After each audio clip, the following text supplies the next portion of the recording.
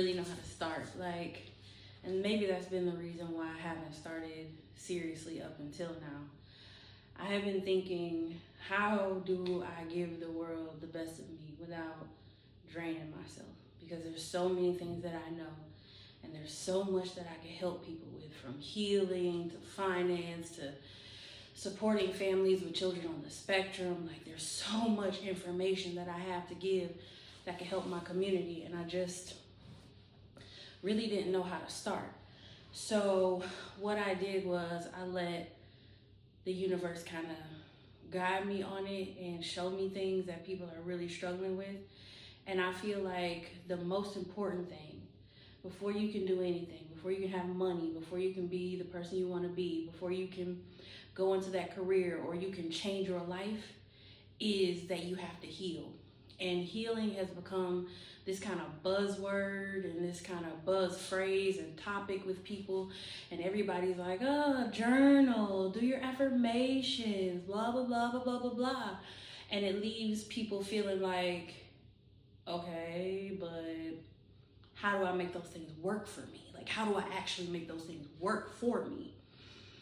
And I could talk about that for hours and hours and days and weeks and months, because it's such a broad topic and it's such a broad thing to address for people without getting preachy, without giving them a bunch of tools, without a whole bunch of nonsense that's not going to help them 6 months from now, because they still have that anger and that hurt and disappointment and all the other traumatic feelings that we develop through life on them. So those things aren't working as consistently as they would like. Like, you have these moments of highs where it's like, yes, I got this, I'm powerful and I can do it. And then you hit a low and you hit a dip, and then it kind of gets away from you, right? So instead of doing that, I just decided that I would start with some of the topics that I see just coming up constantly on social media. And at this point, at the time of me filming this video, it is December 30th, but I'm in Sicily, so I've already experienced December 30th. You guys are just waking up, and don't get used to any setup you see with me on these videos and going forward, because I spend a lot of time traveling the world. So you may see the same setting for a month or 2 months or 3 months, maybe even 4 or 5 months, and then I'm in another country, I'm somewhere else. So don't get caught up on the scenery. I just hope that you hear me. And I know that people don't often want to sit for things that can help them, but I know that everybody who's going to sit here today is here because this is what I'm supposed to be doing. And the longer I prolong getting it done, or worry about if I'm talking too much or I'm talking too long or whatever the case may be, the further I get from doing what I know I'm supposed to be doing here. And that's teaching people how I am the way I am and how I'm able to heal from the things that I have healed from. Because most people, when they meet me individually, they like, bro, like, you need to write a movie or several, because there's several different sagas here. Like, whoa, the side missions go crazy. And I've come to terms with the fact that that is true. My entirely life has been a movie, and I have been trying to find ways to make it more interesting and make some of these things that I say more intriguing for people, so that they would stay and listen and get the meat of the message. But at this point, I'm just gonna put it out there, and if you listen, you listen. If you don't, you don't. That's on you. But I know I got the juice. I know I got the juice over here. I haven't been wrong yet. And every life that I touch, every person that I come into contact with, I leave them better than I found them. And y'all can do with that what you will. You could call it bragging, you could call it arrogant, you could call it whatever you want to, but you can't call it a lie. Okay? And none of them can either. Love me or hate me, you know what it is. So I decided to start with things that I feel like are the most daunting for people to get over. The most daunting for people to heal from, the hardest for people to come to terms with. And so I'm going to start with the mother wound And when I say mother wound, I mean you were a person that has been hurt or harmed by your mother. That's just where I'm starting. Who knows the other places we will go, okay? Because I came across a video the other day, and I'm going to insert the video at different points, but just know that as I'm filming this, I don't have the video running in front of me. But long and short is that this young woman went somewhere with her mother that her mother begged her to go to for Christmas, just so her mother could embarrass her. Now, she said in her video, against my right mind, I went with her. Even though I knew what she was going to do, I still went. Okay? We're going to address that. And she said that long and short, she went to this place. Her mother was buying extravagant gifts or nice gifts for everyone else. And then her mother gave her a discount journal, a used water bottle, and some kind of lunchbox that a co-worker or someone else had given her and gifted it to her, while she gave other people, like her stepfather, golfing clothes, a gun, all this other stuff, and then everybody else got nice presents. And she was basically embarrassing her and saying, oh, show everybody what I got you, you know, whatever, whatever. And then she goes on to say that this has been typical across her life, her mother's behavior. She also said, when I go somewhere with my mother, she buys me even a pop out the store. Now, where I'm from Detroit, we say pop, y'all say soda. Please don't get caught up on semantics. I ain't got time for that right now. It's pop. Okay? Did you pop the top? Okay, it's pop. Anyway, if she go in there, get it out the store, she got to give her mama the money back, plus tax, even if she didn't ask her for it.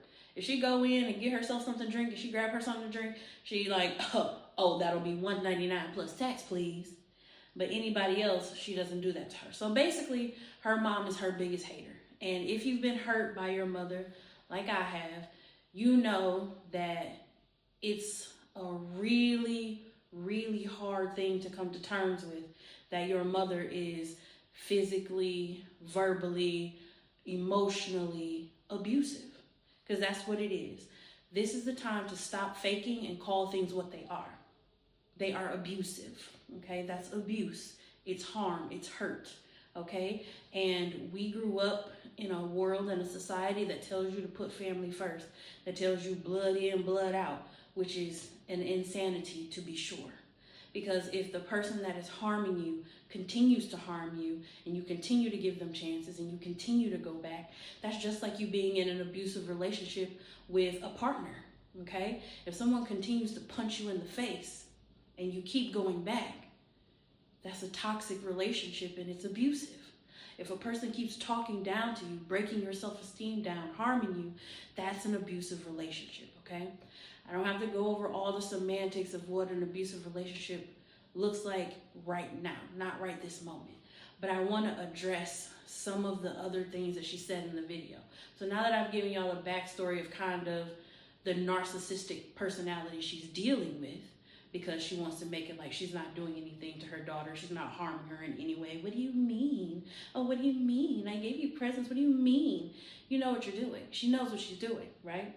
So now that I've given you some backstory on the person, here's where I come to help, okay? Because this young woman said, this broke me. This time, this broke me. This broke me to my core. Okay, and I did a lengthy explanation in her comments, but I wasn't able to give her what I wanted to give her because it's the comments. And I didn't do a TikTok video about it because since the election with my president Kamala, my president Kamala Harris, I've been shadow banned or whatever you want to call it. So the only one we acknowledge is Miss K. Okay, y'all can have it. Y'all can do what y'all want to. But the Pisces, the Delulu in me, will only ever acknowledge her. As far as I'm concerned, she won that night. Anyway, since then, I haven't really been getting any traction. And to me, I'm trying to figure out how to get this to as many people as I can. I'm just going to get it to whoever it's supposed to be with, but it will be on YouTube. So, she said it broke her. And I want to address that. First of all, when someone hurts you, when you reach a point where you feel like you're breaking, okay?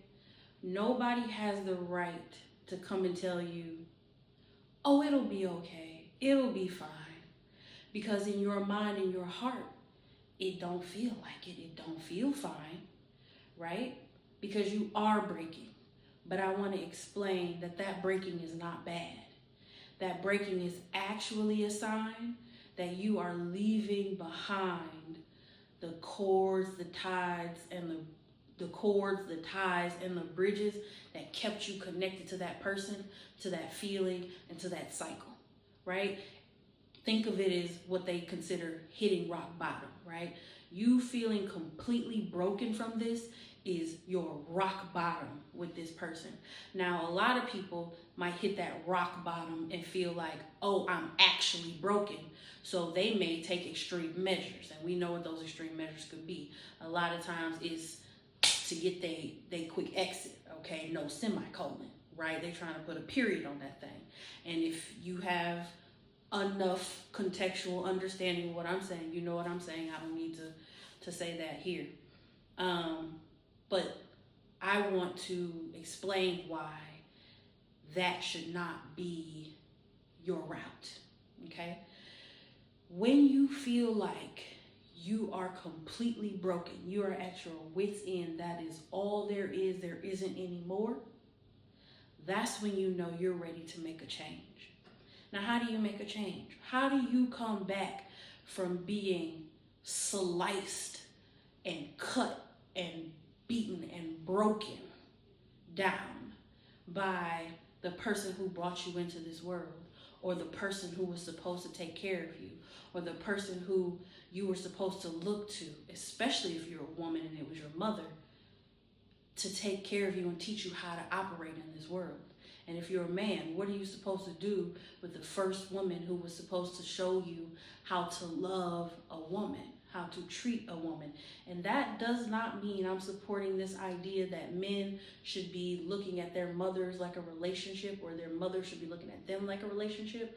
What I mean is, in the healthy sense, a woman is teaching a boy how to be in touch with the kind of energy that allows him to express emotion, to actively and connectedly communicate, and to respectfully support someone else's emotions, okay?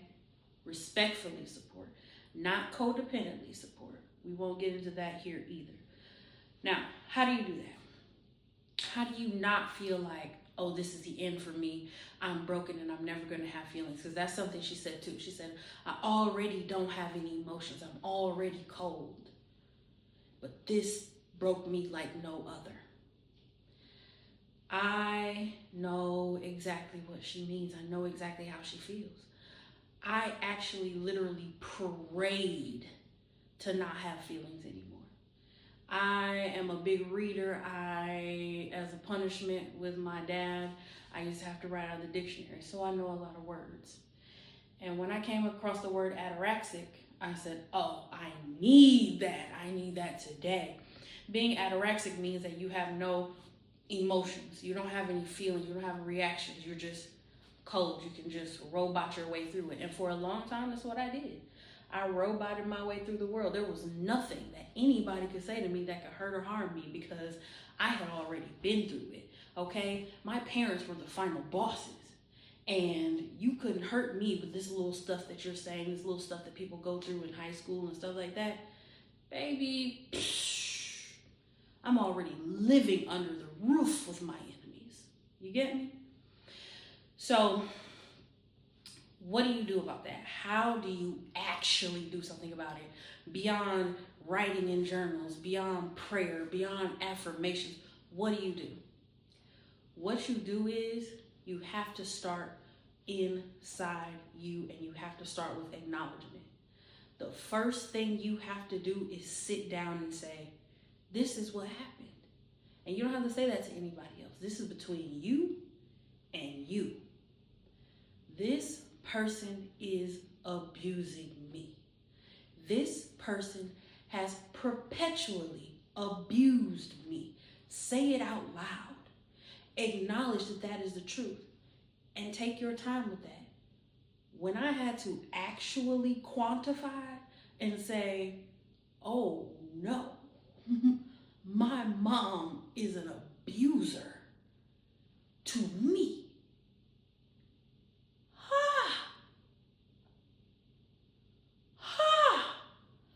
I was blown. Like, I knew it was bad. But when I actually had to face that it was abuse, it was hard for me, because that's something that happens to other people, right? That's something that I'm empathetic for towards other people. I will cry with them. I will counsel them. That's not what happens to me. Yeah. It is. It absolutely is, and that's absolutely what happened. So that first step is really accepting that this is true. Because until you actually accept that the abuse is what's happening, you're going to find ways to accommodate it. You're going to find ways to forgive it. You're going to find ways to avoid it. And you're going to find ways to take those emotions that you feel, the disrespect that you feel, the betrayal, the hurt, the anger, the rage, and you're going to press them down, because it's not that bad. You have to let it be that bad. You do. And that's what's scary for people. If I let it be real, I am not going to survive this. If I let it be real, I will never recover from this. I will feel so low and so worthless and so jealous of other people who haven't gone through this, so angry that I'm here, so enraged that this has happened to me, that I will not survive it. That's not true. When they say in colloquialisms that the truth will set you free, it's true. The truth will set you free, but like everyone says, first it's going to piss you off. It's going to make you so angry, and it's going to make you so hurt, and it's going to make you so upset that it feels like you're drowning, and you have to let yourself drown. Other people aren't going to tell you that. Other people aren't going to tell you that you should scream and holler and cry and break things and curl up in a ball until you cannot cry another tear. But I'm going to tell you to do that, because that's what I had to do. I had to let myself feel rage. I had to let myself feel low.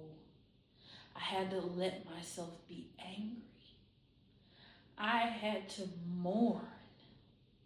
I had to let myself be sad and not try to control those emotions. Now, in the midst of all of that, I never allowed myself to quit, because you could get so overwhelmed with emotion that you say, you know what? I'm not doing this anymore. A, I'm gonna kill myself, or B, I'm just gonna avoid this because it hurts too bad. And by all means, take breaks. Take breaks, take your time. Don't put a time limit on how long it takes you to get through this acknowledgement phase. It's one of the hardest stages. The acknowledgement is the hardest part. Feeling those emotions is the hardest part. It's the scariest part.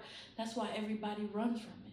That's why we try to medicate. That's why we will scroll on our phones or watch TV or read a book or get up under somebody that's not good for us, or get up under somebody who is good for us because they help us, or to drink or to smoke or to do whatever you got to do because you want to escape. But I encourage you to stop running. Don't try to escape. If you need to face it in pieces and parts, do that. But don't run away. That is the first and most important step to getting where you want to be. And where you want to be is free. Where you want to be is happy. Where you want to be is thriving. But you have to make the decision that you want it so much that you're not going to let anything stop you. Not you, not hurt, not pain, not people's opinions, none of that. Okay? You have to decide that you want to be free from the trauma so bad that you will stand 10 toes and face it like you about to fight 3 bitches that you can't stand. You feel me?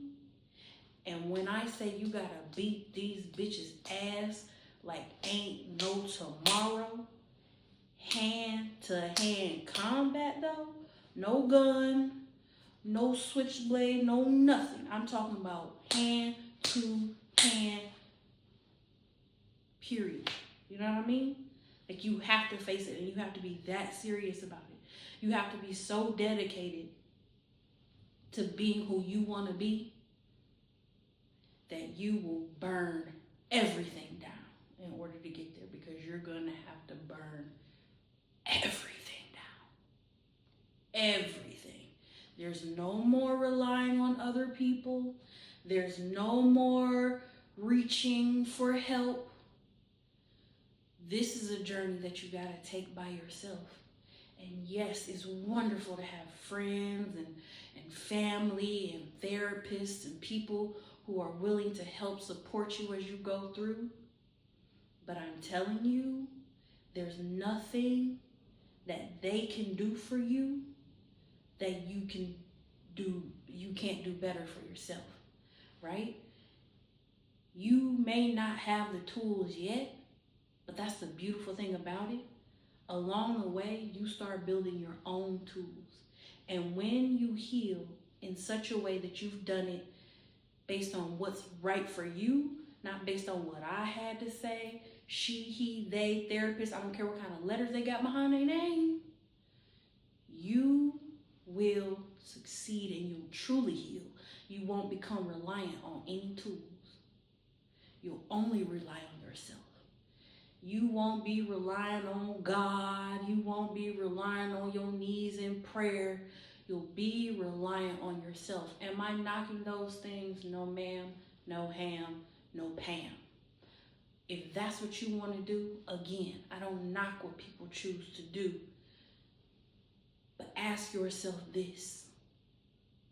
If those tools were so successful, were so right, were so good, how come people have been on their knees for years and never got up? How come people are still in therapy 6 years later, still battling the same demons? It's because while those tools are not wrong, they're not bad, they're not completely ineffective, they lack the internal discipline and they lack the internal bespokeness. And bespoke is when something is tailored to you, right? This is made for you. It lacks that bespoke factor, the one that comes internally only from you knowing what you need, only from you doing what you need to do the way you need to do it. We have been taught not to be individualists. We have been taught to listen to everyone else but ourselves. You have to trust yourself to know what's right for you and what's not. And a lot of times we let the outside world tell us what's right for us, and we believe it, and then we go out fighting with that flag about what's right for us, and we never get to what's right for us. We never actually get the healing we need. So again, do with this what you will. But I'm telling you, I am sitting on the other side of healing. I'm sitting in the life I want to sit in. I'm not perfect. So close. So close though. And I can say that. Yes, I can. You know why? Because I want to. Because I want to. Yes. Yes. I haven't made all the right decisions, but I keep making righter decisions. You know what I'm saying? I'm one of those you ain't gotta keep telling me type of guys. You know what I mean? My internal self don't have to keep whooping on me at this point for me to get it, right? Baby, she was bink, bink, bink, bink, bink, bink, because I just wouldn't get it. Bink, bink, bink, bink, bink. I saw the stuff being bad for me. I saw things not working out, and I'm still like, whatever. My internal bink, bink, bink, bink, bink. And I was like, ooh, all right. I got it. Hey, twin, you ain't gotta keep telling me. So that's the first step. You have to deal with the acknowledgement of things being true. So then she said, I'm already cold. I don't have any emotions. Yes, you do. If you didn't have any emotions, you wouldn't be concerned, you wouldn't care, you wouldn't be crying, you wouldn't be hurt. But what she meant was, I have already made myself so small. I have curled inside myself and taken the light switch to these emotions and dimmed it as low as I can dim it, so I don't come out here and go ape shit on the rest of you. She seems to me to be the type of person who tries not to take her anger and her pain and her trauma out on other people, much like many of us. We try to get through life being at least somewhat decent. Others of us go through trauma and be like, hey, fuck everybody. And they don't care who they shit on. That's a different video. But right now we're dealing with the people who have been hurt and harmed, who have tried to cut their emotions off, and who are trying to survive this, who want to heal, who want to get better, who don't want to deal with a mother that treats them like that, right? So fine, we've got the acknowledgement, right? You have gone through hell and high water. Now, how do you do the acknowledgement part? How do you feel rage? How do you let yourself feel anger? How do you let yourself cry? Because a lot of times we have smashed those emotions down so much that we don't even know how to feel them anymore. It's kind of like, girl, how do I even get there to feel anything? Well, that starts with a very, very small change in your behavior. Everything about this journey that you're about to go on is gonna require changes in your behavior. And you're gonna have to be committed to those changes, even to the point of being petty about them in the beginning. Let me explain what I mean. You have to start with the change of loving yourself. Now, people will say, I love myself, I like myself, I know who I am despite what she did, blah, blah, blah, blah, blah, blah. Yeah, but love has levels, okay? I love potatoes, okay? I will eat a mashed potato down, right? I love traveling, I love shoes, but it has nothing on the way that I love myself now. The way I can look in the mirror and say, girl, I love you. When I gain 5 pounds, when I lose 5 pounds, when my lash is not done, when my hair's all over my head, when I'm looking gooder than a because to me, no matter what, I look gooder than a okay, if I'm made up or if I'm not. It took time to get there though. And I started with something so small that it would be insignificant to most people, but it was what I needed for me. I am very picky about water. I'm a Pisces. They say that has something to do with it. But to me, water has flavors, right? Like it tastes different.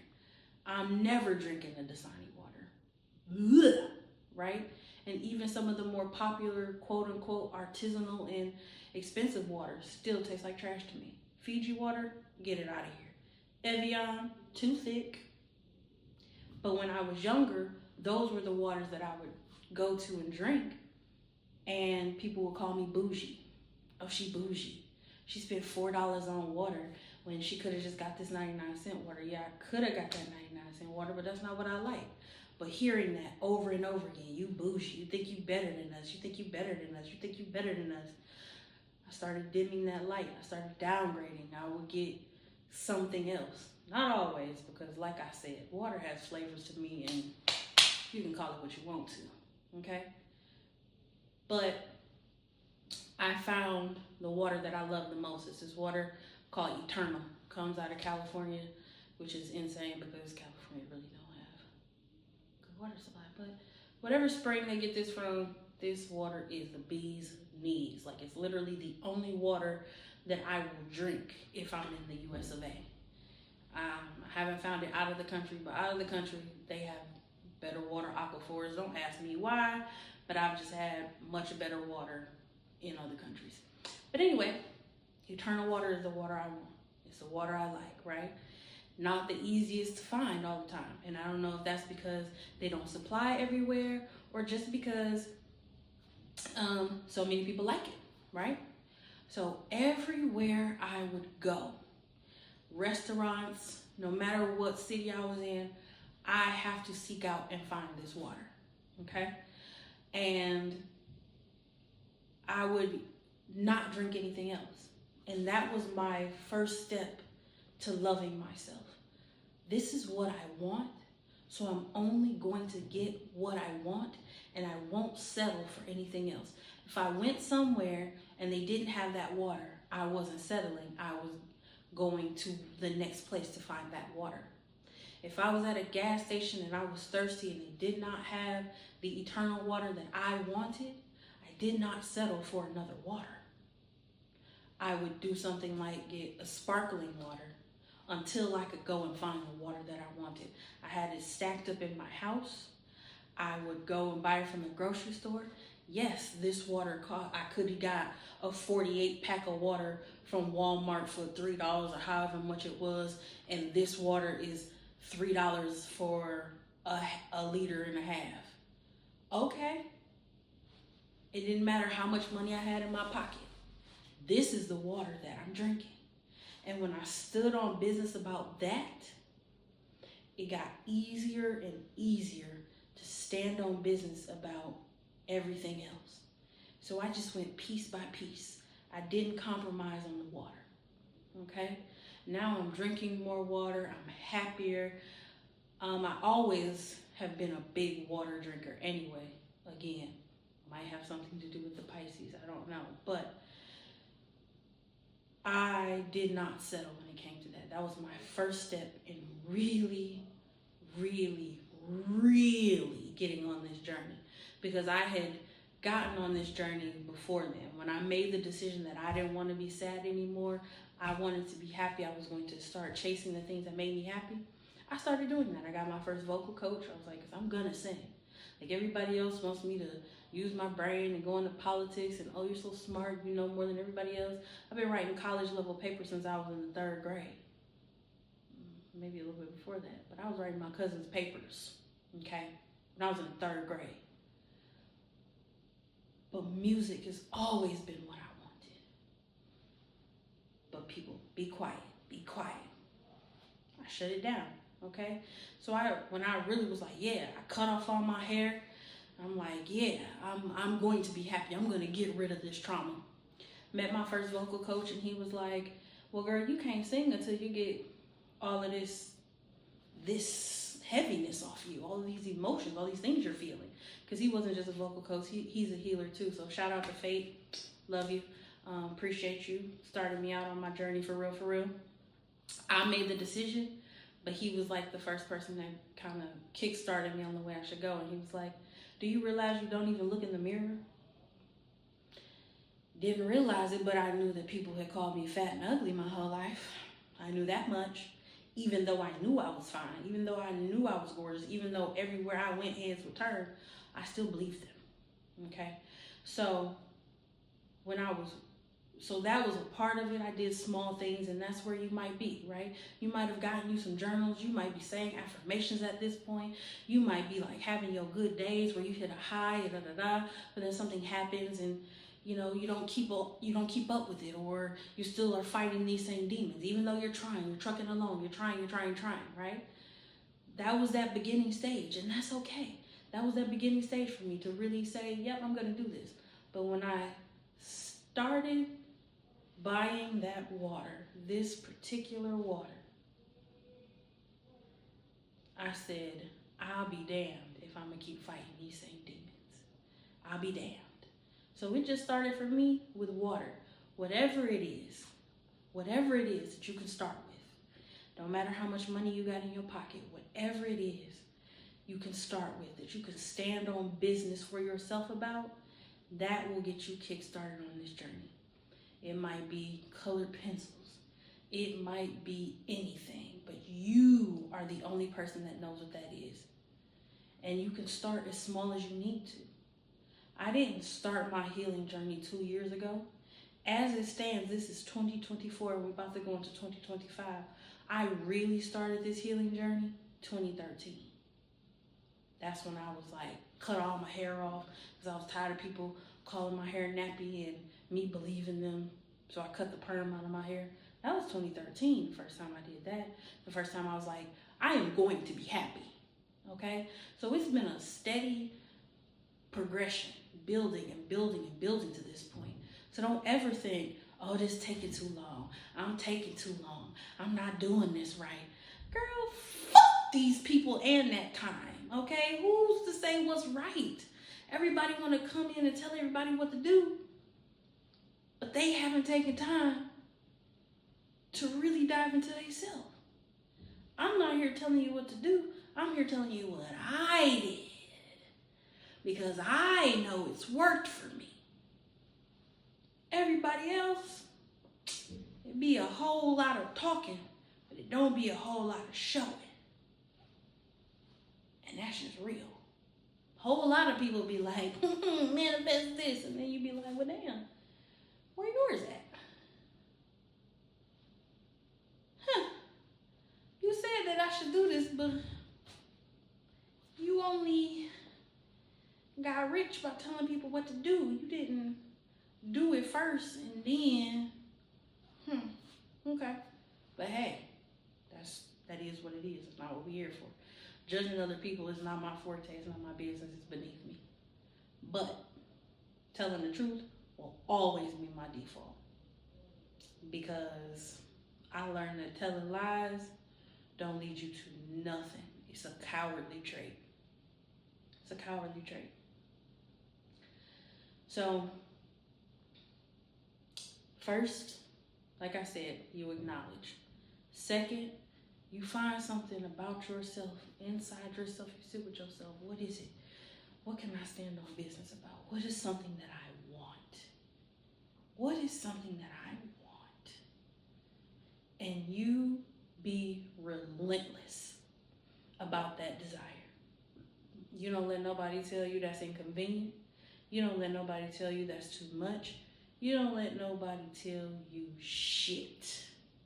You can't tell me nothing. You can't tell me nothing. Y'all know how I feel about him. Y'all know how I feel about Mark. You know what I mean? That's, again, is what it is. He's on some kind of journey.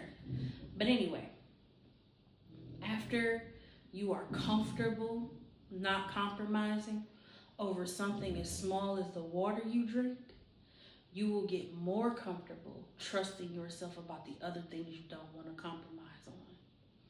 And you build from there. You pick another thing. All right, I don't want to compromise about where I live. I don't want to compromise about whatever it is. But I'm telling you, those things are internal. Don't look outside for what you should choose. Don't ask nobody what you want, because it's not up to them. This is only going to be up to you. And once you start deciding, understand that you get to change your mind. You might be like, you know what? I'm going to go try this. I want to move to wherever. And you get there and you don't like it. That's not the time for you to be embarrassed and be like, oh, I made this big deal and I wanted to move here and I don't even like it. I just gotta stick it out. No, you don't. You never compromise your happiness. No, you don't. Oh, they gonna think I'm wishy-washy. They gonna think I'm crazy. Who gives a fuck about them? That's your problem. You care too much about them and not enough about you. You care too much about them. You need to be caring about you. If you don't like it, you don't like it. Okay? As we speak, I have had the best time in Catania, Sicily. So I was like, you know what? I'm going to try out Palermo. Go to a little coastal beach city. I don't like it here. I don't like the vibes here. Do I feel bad about that? No. I don't like the vibes here. So I'm not like, oh man, I'm messed up. I came here. No, I did what I wanted to do. It's not what I thought it was going to be, but I never would have known that if I didn't try. Right? Now, I don't have to sit here and be pissy for the whole month that I'm here. I'm using my disinterest in this place as an opportunity to focus on this, on YouTube, on my music. I ain't got to be all out there with them because I don't really like it here like that. But my next place, I think I'm going to like it. So there you go. But don't worry. That's after 10 years of healing that I can have that kind of constitution. But don't think I didn't have an attitude the first 2 days. Like, I was like for real? Like, I'm only supposed to be pleased. I'm only supposed to be happy. I'm only supposed to be having a good time. Because I've become spoiled like that now. Now that I've gone through this journey, I'm spoiled like that. I don't expect nothing to bother me. I don't expect nothing to be in a way that I don't like it. It startles me. I'll be like, oh, what is this? Discomfort. Oh, what's that? Right? You'll get there. Don't trip. But right now, again, I'm going to keep saying the same stuff over and over in these videos because you really got to get it. You really got to get that. Number one is up to you. You got to make the choice and you got to really be serious about making that choice. Number two, you really got to acknowledge what the fuck happened to you and who did it. That don't mean you got to take it up with them. Boop, boop. Don't take it up with them. Matter of fact, don't take it up with them until you can take it up with you. Till you can face it and be like, yep, that's real, that happened. Now let me start standing on business because it's time for me to love myself, right? Then you pick your thing that you stand on business about. And you keep standing on that business. And then you pick something else. And you start, and eventually you will build up to the point where you have mapped out a piece of a life that you think you like, right? Next, here comes the oops, I'm still mad. Oops, I'm still hurt. Now I've been standing on some business and I've been acknowledging, and I'm letting some stuff go, and I'm getting over some stuff, you know. Some stuff I'm cool on. I'm letting it go, but I'm still angry. I'm still mad. Certain things happen and they trigger me, and I'm still mad. That's okay. Don't be disappointed in yourself for how long it takes you again. Now you've mapped out a few things that you like, or you've tried a few things and you don't like them. So you try something else, because what you're doing is you're learning who you are without your trauma. You're learning who you really are, what you really like, and what you really want. Because a lot of things that you've been crying that you don't have, you've been begging God or whoever you pray to for, you've been mad at the world that you didn't get, you don't even actually want it. Don't even really settle in or align with your spirit. But you don't know that until you try it. You don't know that until you try it. So it's okay. Now that you are in the business of picking things, trying them, being honest with yourself if you don't like them, scrapping it and starting again, you can take that as a foundation to continue. Now that you're okay with still being mad, still being hurt, still being sad, you can acknowledge and keep moving, right? So now that you've acknowledged, you've got a few likes under your belt, you've stood on some kind of business for yourself, the next thing that you have to do after trying and being okay with things not working out is to expand that to as many areas of your life as you can. And that might mean that now you either have to cut people off and let that cutoff be permanent, or you have to have some conversations with people. Now, in order to cut off or have conversations, now you have to turn the finger around from that's what they did to me to what did I allow, right? Now this part,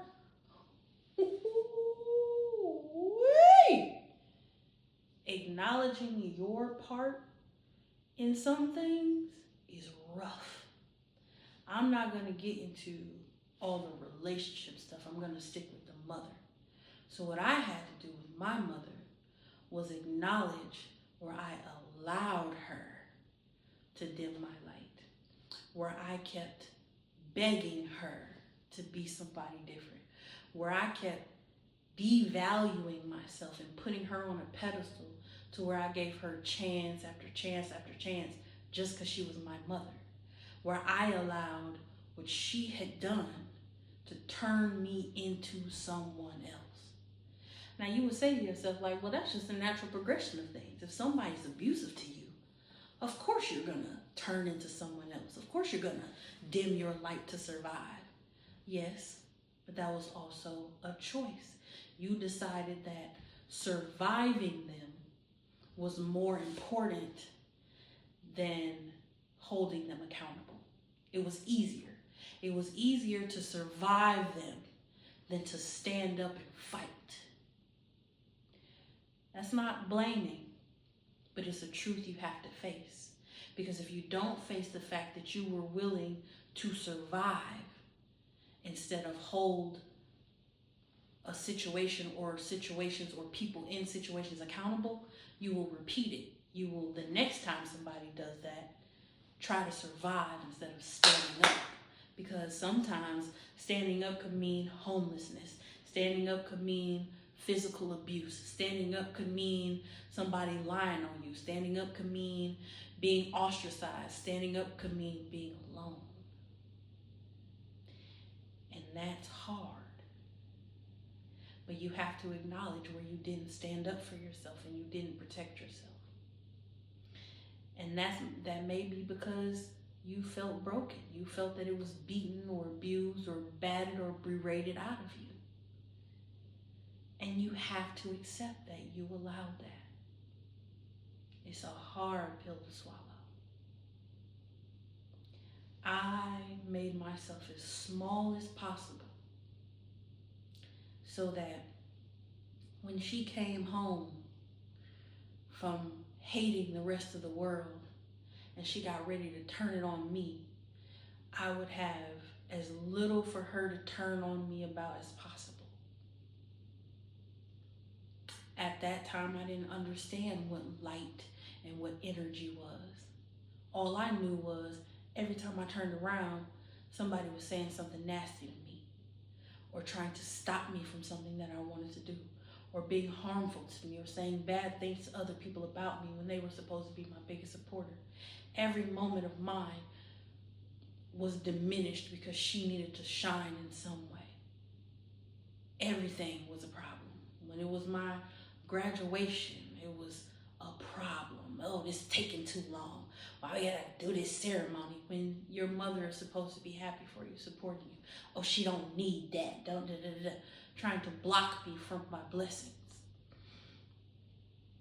I wish I never had you. I wish I never had kids, right? Because she was angry at the world. She was angry at her life. She was angry about whatever she felt was her own personal trauma. I was the one that got dumped on, right? But somehow she found a kind word for these niggas. It was weird to me. She had a kind word for the men who was treating her like trash when she was, for all intents and purposes, beautiful. But that ugly spirit that she has going on inside made her a lot less attractive. But I made myself small. And I stopped going after things that were important to me because I didn't want to have to discuss with her that they were important to me. I didn't want to be too loud or too big or too me because I didn't want to be beat down and abused for it. And I didn't want to look my mother in the face as she watched other people harm me and she laughed about it, or she made fun about it, or she talked behind my back about it like it was my fault. But I had to acknowledge that I made those choices because it was helping me to survive. I didn't abuse myself for making those choices, but you have to acknowledge your part in things. If you don't, you will not get better. You will not heal because you will keep repeating the same behavior. That was a negative behavior that I had to stop. And once I decided to acknowledge that I allowed myself to be diminished, I stopped diminishing. I stopped fearing her anger. I stopped fearing her words. I stopped fearing not having a mother. I stopped fearing not having that relationship that I saw other people having with their mothers or that I saw in movies or read about in books. I acknowledged her for who she was, and I didn't give her any more excuses. I didn't say, well, she's had it rough, and I just want to save her, and I just want to make things better for her. That's not my problem. That's not my job.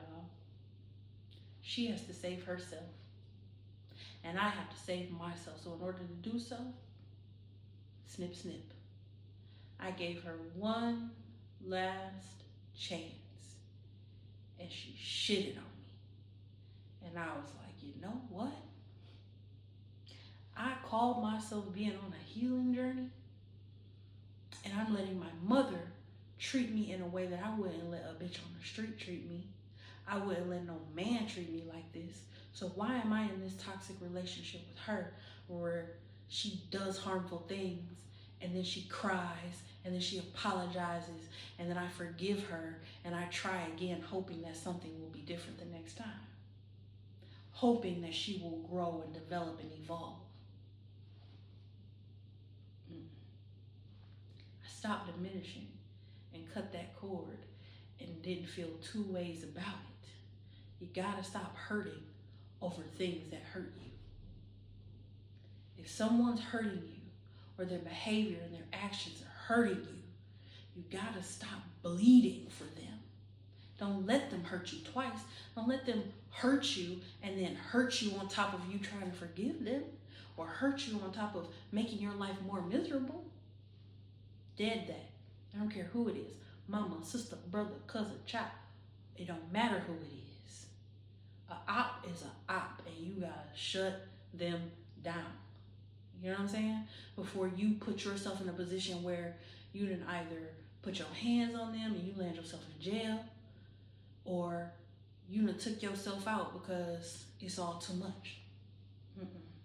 Cut the cord. Because when you cut that cord and you stop the abuse, you signal to yourself, the higher energy inside of yourself, that I deserve better and enough is enough.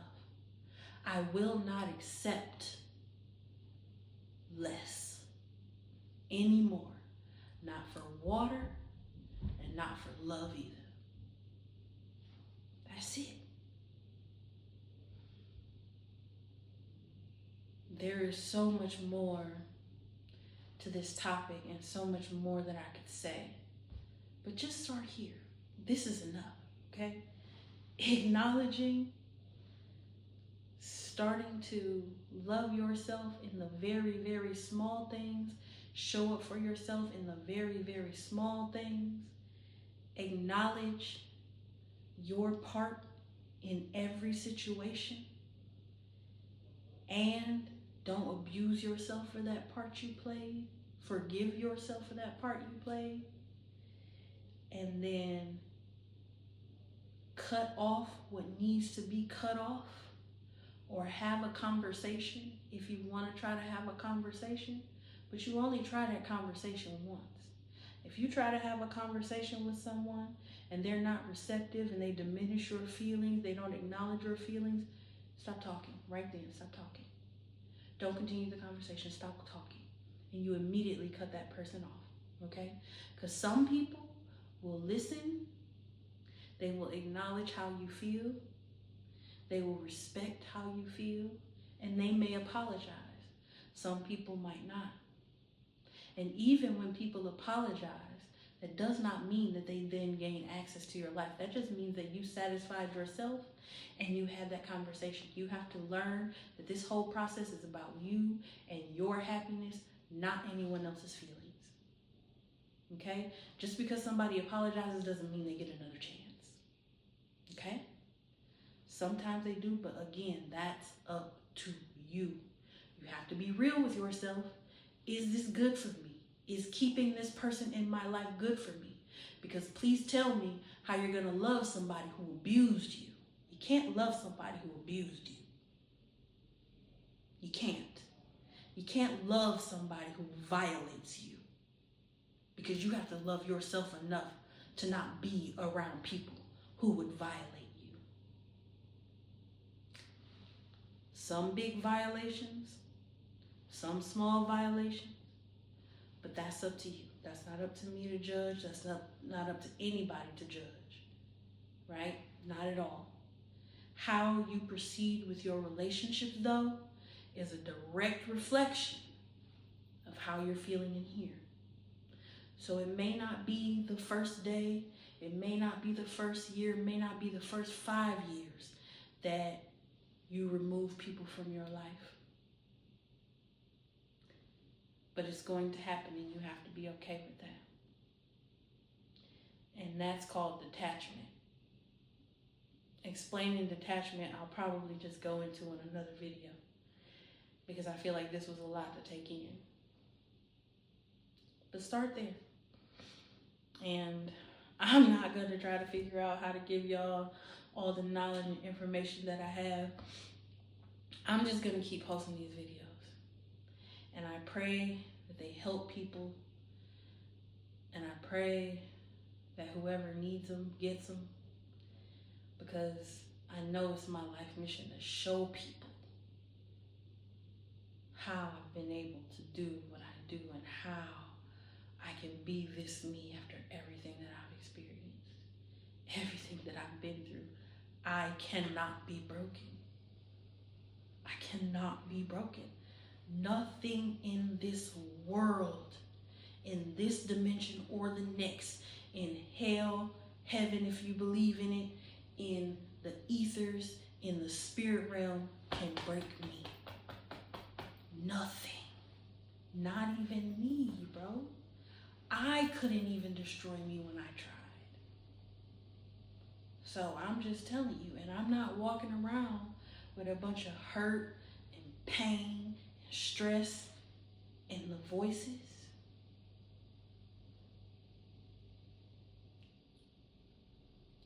Quiet as a church mouse. And even when they try to rev up, I'm able to not suppress, release. I don't have to fake the funk at all no more. So do with that what you will. And I'm gonna be here. You feel me?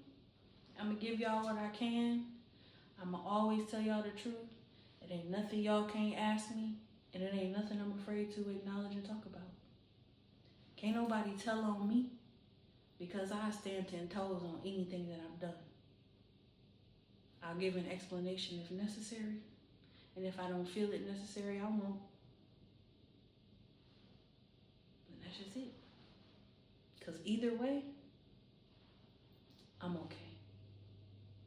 I love you and I hope the best for you. And I mean that.